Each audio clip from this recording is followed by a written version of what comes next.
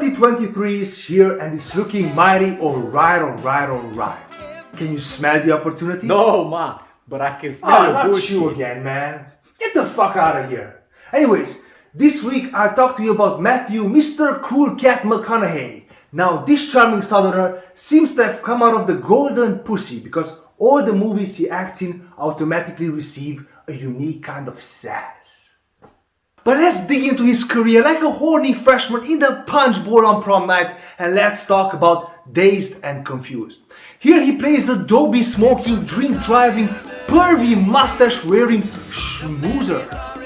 Say man, you got a joint?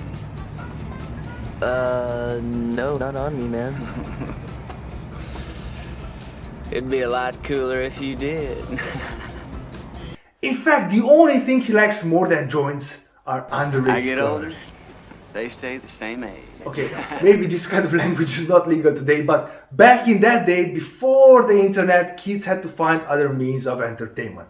And if you wanted to get the party started, well, Matthew here was your man.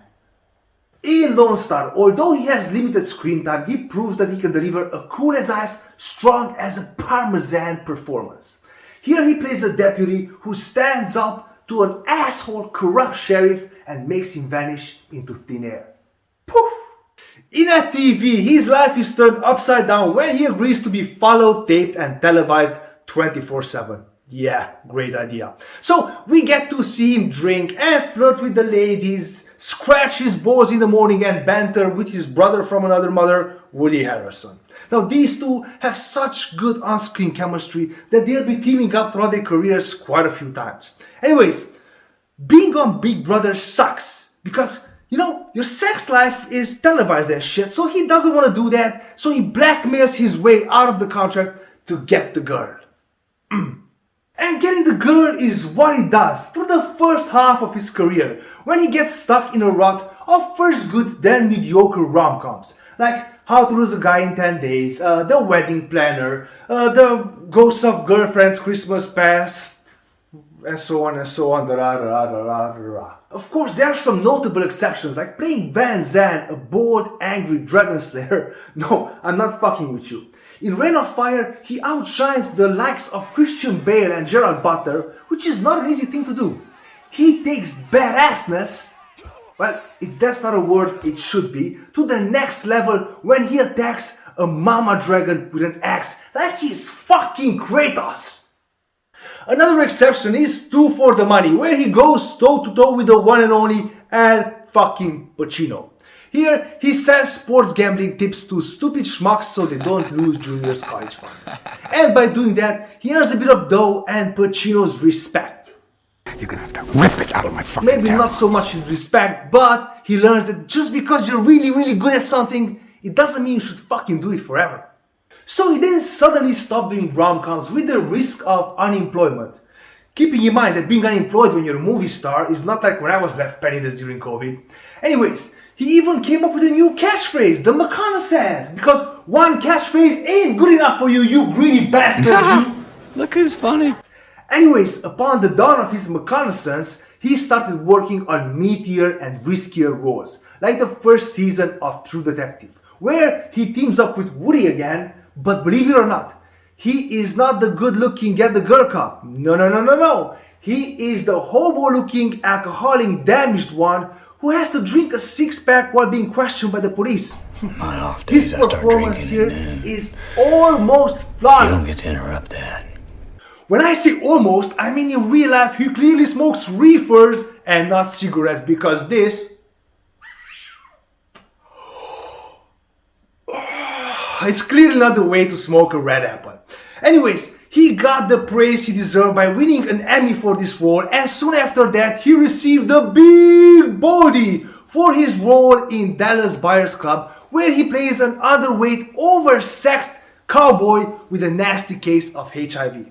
Here he fights a system that's designed to let people like him die and becomes a hero amongst the LGBTQ. How you like that, Donald Trump?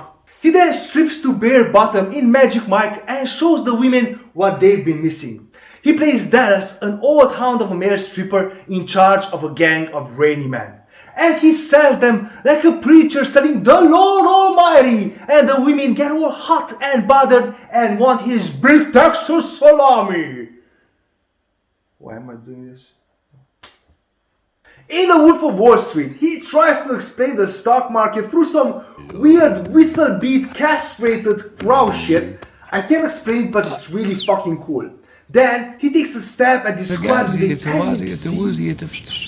while also I telling us how many myself times and he jerk whacks off off. at least twice a day. Quite impressive, dude. What's impressive is that he just keeps on going, working on awesome projects with the likes of Christopher Nolan and Guy Ritchie. And because he's just a gift that keeps on giving, he dropped his biography, Green Lights, where he shares his adventures, his life philosophies, and his childhood. I recommend you listen to the audiobook because he narrates it himself, and I guarantee you'll learn more from that from 10 fucking motivational books combined. His hero is himself in 10 years' time, and my hero is myself in 10 years' time from when I listened to his book, which was 2 years ago, so it's me in 8 years' time. Fun fact, he's so badass that he was once arrested for playing his banjos naked in his garden. I mean, who does that? Arrest people for playing an instrument naked. Have they got no shame? Lasciatemi cantare con la chitarra in mano. Lasciatemi cantare una canzone piano piano. Because I believe the new year should bring new challenges, I challenge all you son of a guns and daughters of fucking wildcats to reach out and call a friend who you haven't spoken to in a while. Because loneliness and depression kill people, and you cannot always see the signs. So, till next time, eat a fugazi, focaccia choo-choo, or a veggie burger, and subscribe to my channel if you haven't done it yet. Ciao!